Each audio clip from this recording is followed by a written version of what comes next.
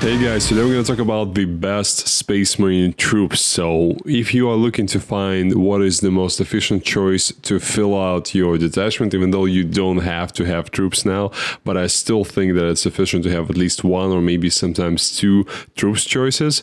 If you are looking to find the best option, this is the video for you. And first, we'll discuss the most regular basic intercessors.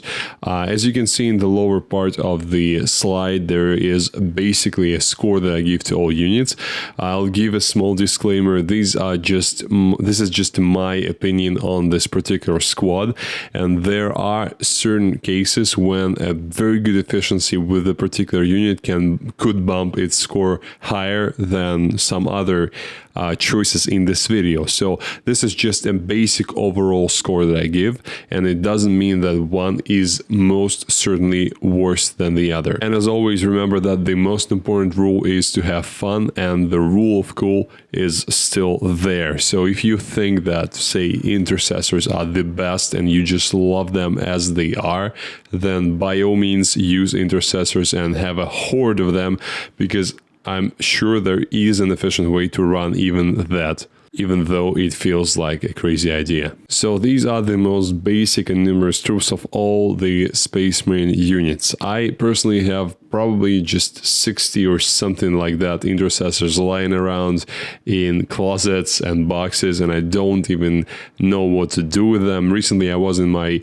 local games club, and the guy was just handing out boxes there for everyone who wanted them, and one of the things I picked up was a unit of regular intercessors, and I don't need them now, but I am sure that one day a day will come when they will be good again. I'm not sure they ever were good, to be honest, but they will be very good, hopefully, and I will be able to use all the piles I have at home. And that's a good thing, because they are very, very cheap. If you're looking to start a collection of any Space Marines and you are not particularly interested in making the best, the most efficient choice, they are actually very easy to come by and very easy to pick up for a very, very low amount of money. Sometimes, as you have heard from me now, even for free. And also, I think that we should point out that they are great looking models. The Games Workshop have done a good job with them when they were redesigning Space Marines for 8th edition, introducing Primaris Marines to us. They did a good job. Intercessors have good poses and a lot of accessories, a lot of stuff that you can mix and match and change them so that they look different. From tactics standpoint, they have a choice of 3 bolt rifles, so the regular bolt rifle, the auto bolt rifle, and the stalker bolt rifle. So in my opinion, the auto bolt rifle is the most versatile one, so it's the one that has strength 4, AP 0, and damage 1, but 3 assault shots. Assault means that you can advance and shoot with -1 to hit penalty, and it means that you don't have any rapid fire range, so you're firing those 3 shots whenever you are within range, and the range for that gun is 24 inches. I believe that this is the most flexible and tactically efficient choice for intercessors, to be honest, because the regular bolt rifle is just a one-shot weapon, which is not good considering that it's just one shot at AP 1, damage 1, until you get within 15 inches, which is quite close. Even with a 30-inch range on the bolt rifle, it's still quite close. Too close, in my opinion. For your regular troops, there's no real reason in the world why you would come so close unless your opponent comes to you. So that's why I don't like the regular bolt rifle, even with the bolter discipline, where you can stand and double tap with your bolters at full 30-inch range. It means that you have to be stationary, which is not always possible. So in my opinion, auto bolt rifle is the best. Stalker is not bad as well. It's strength 4, AP 2, damage 2, but it's a heavy gun. So unless you're playing Iron Hands, where you would probably consider using Stalkers, because you will always get AP 3 from the Devastator Doctrine, because you always stay in Devastator Doctrine, and you will always ignore the penalty for heavy weapons, and you will always be rerolling once. In that case, yes, Stalkers are the best choice. But for all other chapters, I think auto bolt rifles are the way to go. They also have access to a nice stratagem which allows you to fire twice for 2 command points at the end of your shooting phase, and I think you must declare that slightly earlier than that, which makes it annoying. I'm not sure. So in any case, you can fire twice for that, and if you have a big 10-man squad of intercessors, that may actually be quite nasty, especially with rerolls from your captain, rerolls from your lieutenant, maybe even tactical doctrine for some AP1 if you're using autobolt rifles. So not bad, considering that it's still 2 command points even when it's a 10-man unit. A very situational thing, unlikely to ever come up if you're not running a 10-man blob of intercessors, which is a questionable life choice, to be honest. But in any case, you have that ability.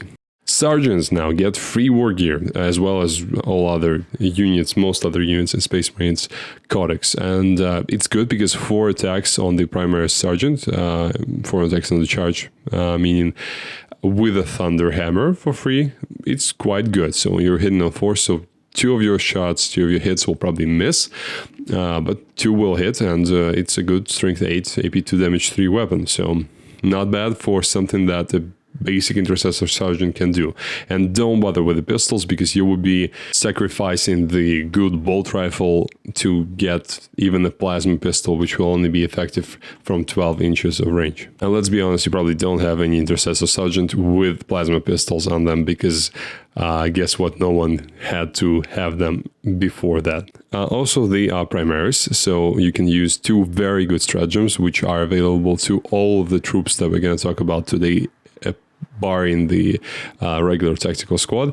So primaries, it's Genrod Knight, a very good strat if you are punching something that has toughness 5 or higher, especially toughness 8 or higher, because if you are hitting on 6s, well, on 6s you automatically wound, you're always hitting on 6s. It's a good ability if you need to get a couple of wounds through on a nasty target, and that's the only way you can do that. And another one is a basic transhuman strat, a very, very good stratagem if you need that squad to survive, especially when they're targeted by something that wounds them on 2s. That cuts the efficiency of that attack incredibly. So my overall opinion about these guys, for 90 points for a squad of 5, you're not getting anything special from them. You're not really getting any firepower, not really getting any melee, not really getting anything, any tactical flexibility. That's my biggest problem with intercessors. They're not particularly bad at anything, they're just not good at anything as well. So that's why my score for them is 3.5. It's 3.5 because they're still okay, and with the new upgrades for sergeants, they are slightly better even. Yes, they lost Armor of Contempt, but that's in the past now. We don't have to remember it every time.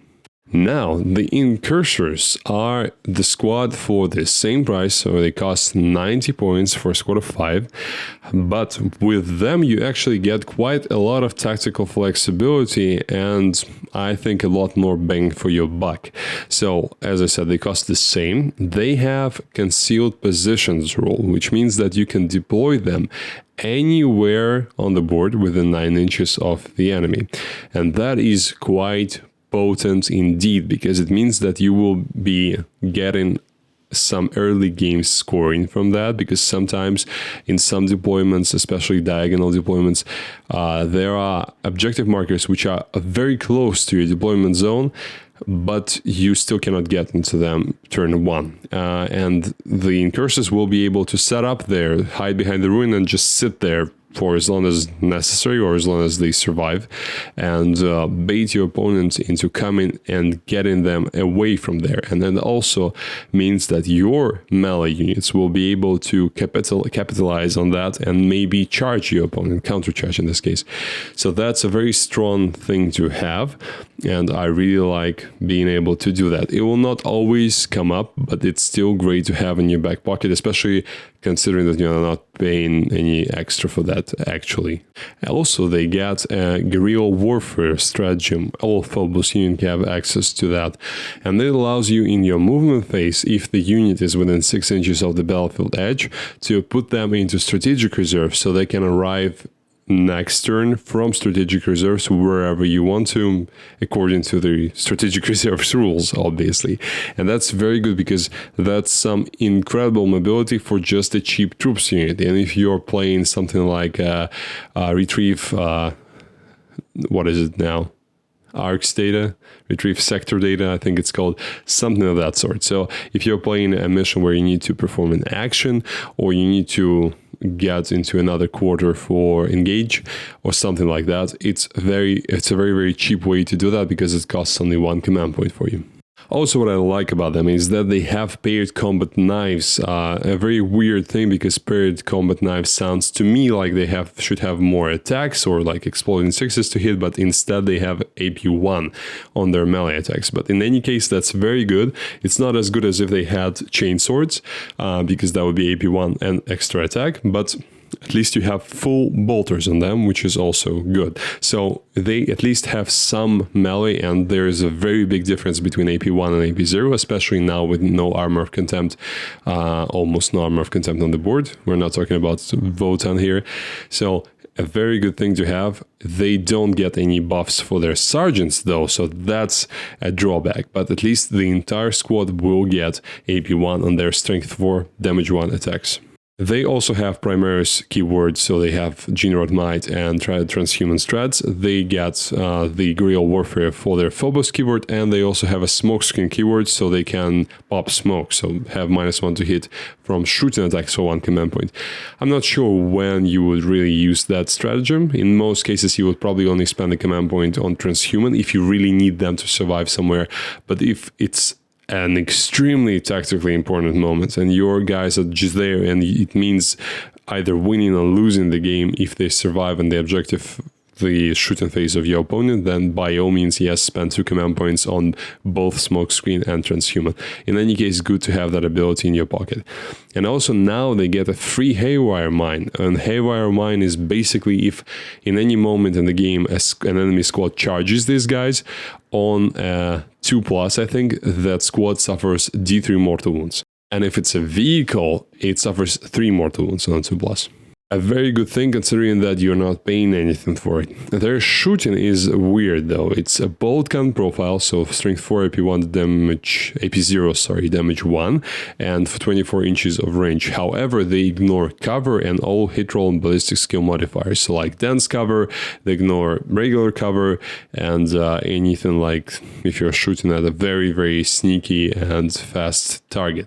I'm not sure how important that is and how often will that really come up in games, so their shooting is probably the worst thing about them, but they are not really there to provide any shooting support, to be honest. It's unlikely that they would ever encounter a chance to shoot, and if they would, I think you would be content with what they have in store. And yes, it's still worse than autobolt rifles on Intercessors, but all other things they provide definitely give them a higher score in my opinion. Now the Assault Intercessors. I gave them a score of 5 out of 5, and here's why. They are, first of all, the cheapest troops available in Codex Space Marines, and that's quite important because we don't want to waste any more points than necessary on troops, especially now when we don't have to take them. But I do think that a single squad of Assault Intercessors on an objective, home objective, is one of the most efficient things you can put there, because you get 5 Primaris bodies who can fight reasonably well, especially if they are coming from a melee chapter like Blood Angels, White Scars, Black Templars, Space Wolves, any of these 4. So it really bumps up their efficiency tenfold. And even if you're not playing any of these chapters, they still do get quite a good punch in melee thanks to all carrying chainswords. So they all get extra AP, 1 in combat, or AP2 if you are in Assault Doctrine, and they get an extra attack each. So a squad of 5 will have 21 attacks with chainswords, but you will probably give the sergeant a free Thunderhammer, which would mean that the sergeant will get just 4 attacks, but with a Thunderhammer. So 16 attacks with chainswords and 4 more attacks with a Thunderhammer. A very, very, very potent fight phase for something that only costs 85 points. They are obviously primaries, so they still get all the benefits from it. Gene Rod Might, Transhuman, blah, blah, blah, you know the drill. They have heavy bolt pistols, which are much better than the regular bolt pistol because they are AP1 and 18 inches of range. Basically, they are better than a regular bolt gun, in my opinion, which is weird because they're just a pistol. Because in most cases, if you are going to be firing them, you will be within 18 inches of your target, because their main goal is just to sit on the home objective and only charge from there if stuff goes really, really wrong. And another reason why you have to have troops is because Space Marines now get the sticky objective rule. So if your troops choice leaves an objective, and it did control it, I think, in command phase, if you did control it in the command phase, you keep that objective to yourself until your opponent claims it. And that's very, very strong for the end game.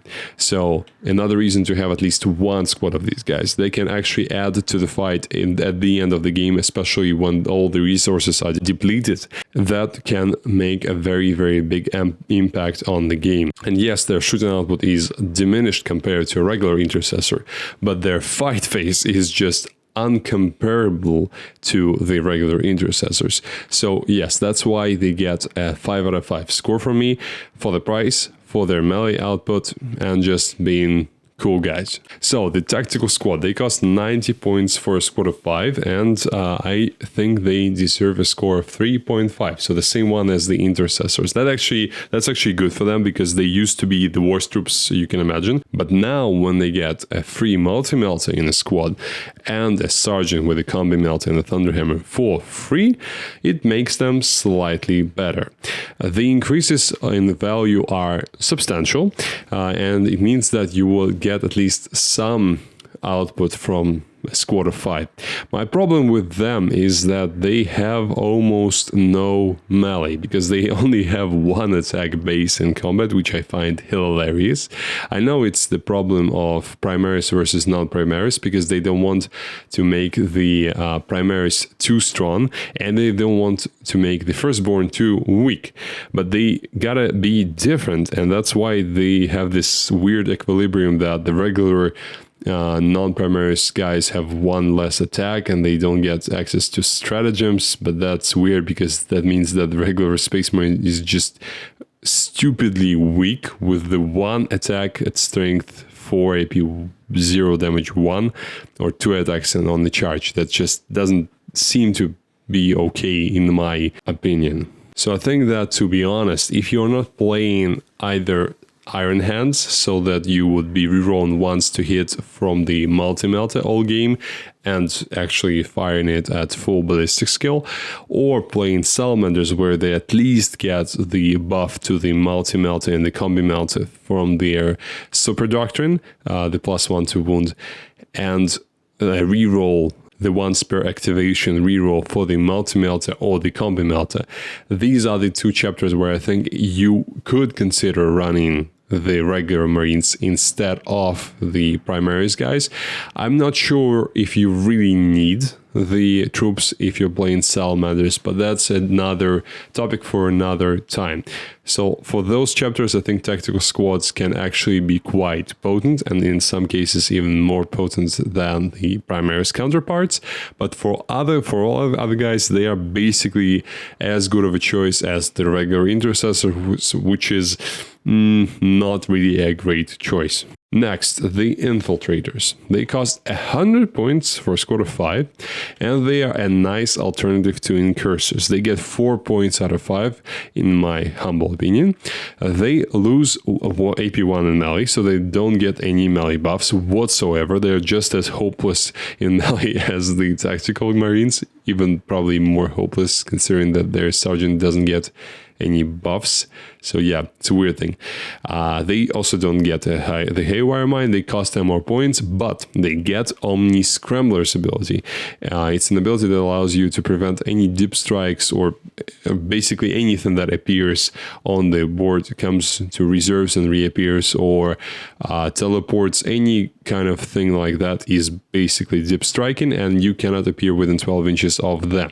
It's a situationally extremely powerful ability. There will be games where it literally does nothing for you, and unfortunately, it would be most of the games nowadays, because people have stopped using mass dip strike armies for some part because of the Infiltrators. I remember back in 8th edition when they came out with the Shadow Spear box.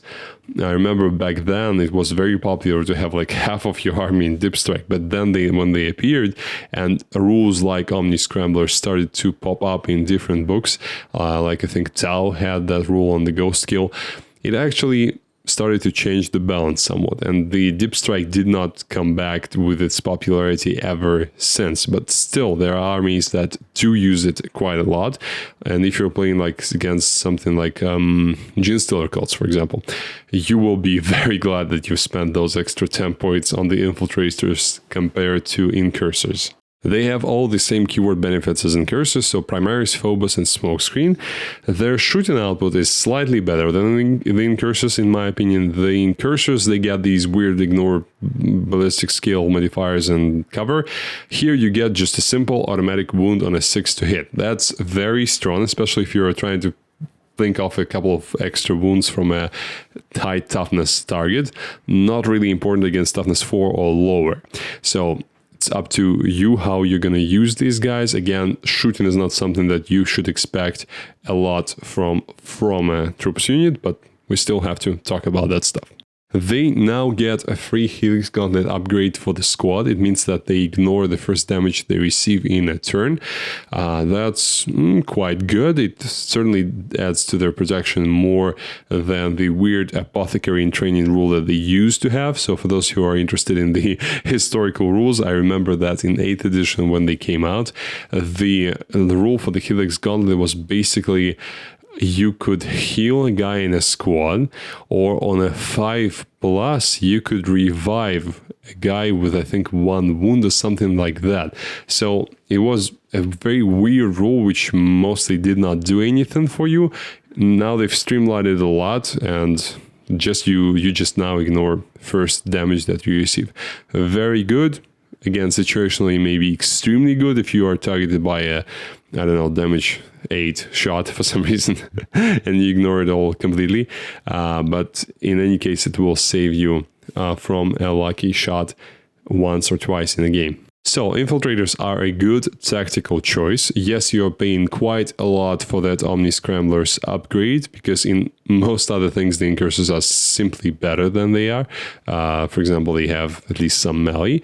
Or the Assault Intercessors are just very, very cheap, much cheaper, 15 points cheaper. And for troops choices, 15 points is a lot, because usually when you are building a list and you have a lot of stuff you want to put there, you might run into a situation where you don't have those extra 5 or 10 points, and it's a very difficult choice for you, whether to get rid of an upgrade on your unit or like an extra war gear choice, and to buy the more expensive Infiltrators for your home objective duty, or just go with the Assault Intercessors. And I found that in most cases I will go with the cheaper option, just because it's unlikely that you will actually get any use from the Omni Scrambler's ability, even if you go to like an all-comers tournament. It requires some skill from you to get any value from that ability.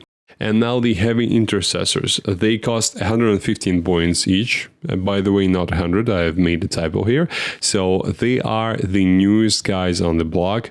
They are the chonky boys, as some people like to call them. So they are the most expensive of all the troops, because they are the most capable in terms of defense. They are all toughness 5, and they all have 3 wounds each. Just to put it into perspective for you, to kill a squad of 5 regular Intercessors with bolt shots, on average hitting on 3, so like if Marines were shooting into Marines with regular bolters, you would need an average about 90 shots to get average 10 wounds into a toughness 4, 3+ save frame. For the heavy guys, you would need 203 shots, and for the price difference of just 25 points or 30 points if you are talking about the assault intercessors, not nearly the double that you need from the bolter shot. So yes, you are getting a lot more bang for your buck in terms of their survivability, and that's to be expected. Just look at that guy, he looks chunky as all hell. Brevis guys also finally remember that it's actually beneficial to carry a heavy weapon in the squad. It's so good that they finally realized that what they were doing for 10,000 years is actually a good practice.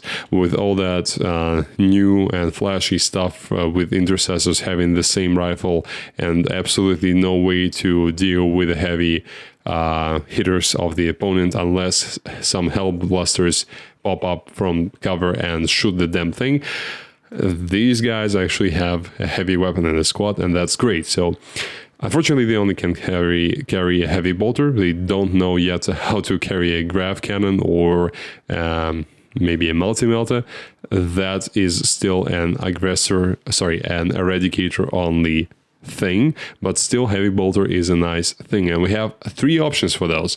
We have a regular bolter, heavy bolter, strength 5 -1 AP damage, 2 AP1, 3 shots, and we have an executor version, which I really like. It's the 2 shot strength 5 AP2 damage 3 option. This is the one that I would always take because you have the longest range. I think it's 42 inches for this executor heavy bolter, and you get damage 3 2 shots. Very impressive in my opinion, especially as you are not paying anything for it because you used to and now you don't.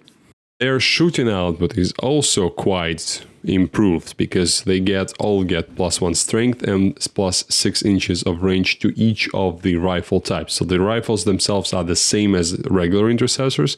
So for example, autobolt rifles, it used to be 24 inches 401, so strength 4 AP0 damage 1. But now it's 13 inches, strength 5, AP0, damage 1. Same 3 shots. And the same goes for all other types. And in this case, I think you're still better off with the autobolt rifle, especially now when it's strength 5, because strength 5 is a very important threshold where you start wounding toughness 8 targets on 5s, you start wounding toughness 5 targets on 4s, and toughness 4 targets on 3s. Very good to have that, especially when you have tactical doctrine to get you an extra AP point. Well, and the only AP point, should I say. They are obviously also primaries, so you can still use transhuman on them, though in this case it's unlikely that you will have to do that often because the toughness 5 protects them from being wounded on 2s in most cases, unless you are being shot at with strength 10 gun. And you can still use the gene rod mine with them, but as they fight the same as regular intercessors, which is their biggest issue in my opinion, not even a sergeant gets any melee, any extra melee, so that's the big problem for them. So you're unlikely to ever use that strat, to be honest. They should stay away from fighting and should be holding the home objective, shooting their guns, shooting their heavy bolter, and just being forgotten for all eternity until you hopefully win the game. So in my opinion, they get a 4 out of 5 score because yes, they are probably the best thing you could put on the home objective to make sure that it stays yours and nothing can shoot them off there just by accident. Like a plague burst crawler with a lucky shot will not kill the entire squad of heavy intercessors unless they are very lucky. So it's a very good thing. But they are quite expensive, and if you are liking points, if you don't have enough, I would still recommend to go with assault intercessors, hence the 5 out of 5 score on them. And for 1 command point, you can also turn on the unyielding in the face of the foe strat, which gives you +1 save on them. So if you're being shot at with bolters, you can improve your situation even more by turning on that +1 save. So you will be virtually like custodies against bolters. So that's it, guys. Let me know what you think about the Space Marine troops, which are the ones that you like the most. And if you think otherwise about some of these, I would love to know your opinion in the comment section below, and I'll see you next time.